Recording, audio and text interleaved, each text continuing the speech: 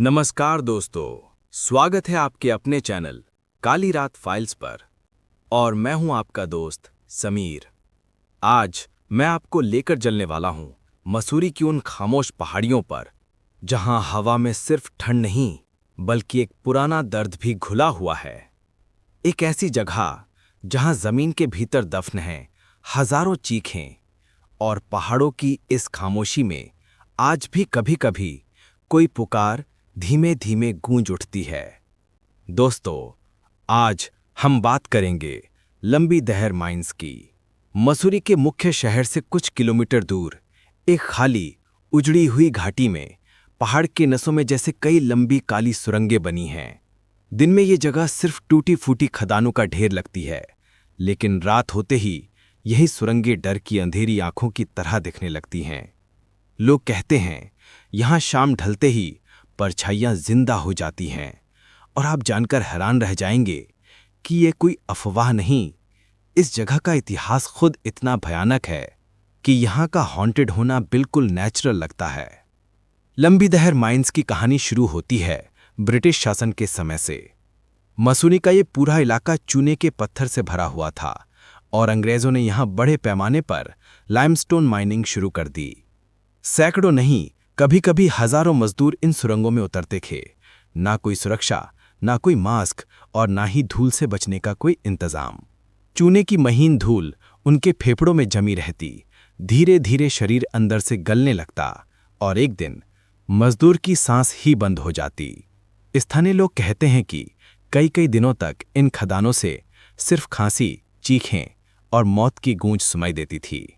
1980 के दशक में कहा जाता है कि एक भयानक हादसा हुआ। कई मजदूर अंदर की सुरंगों में फंस गए। धूल इतनी जहरीली थी कि कुछ ही घंटों में उनकी सांस रुकने लगी।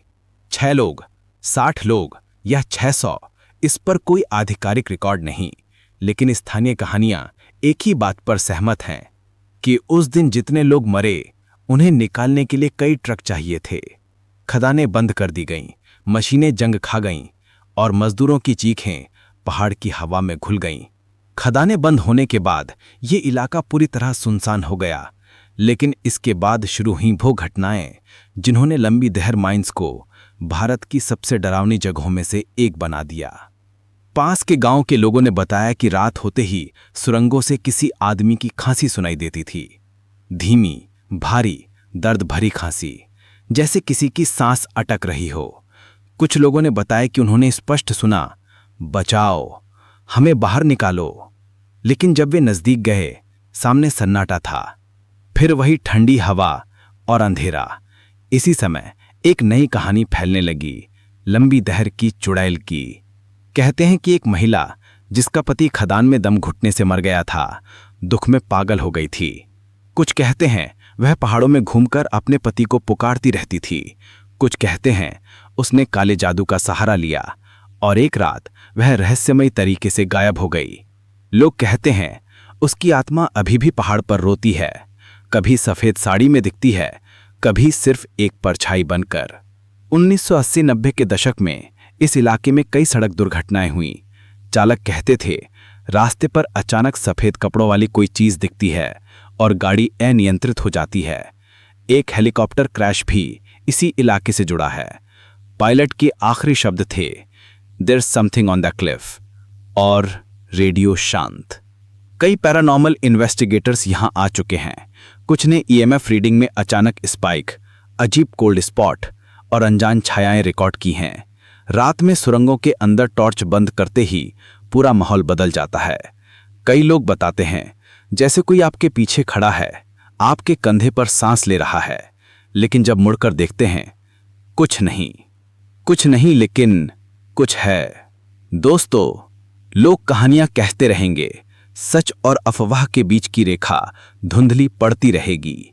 लेकिन एक बात साफ है, लंबी दहर माइंस सिर्फ एक जगह नहीं, ये एक जख्म है जो पहाड़ों की चुप्पी के नीचे आज भी ताज़ा है।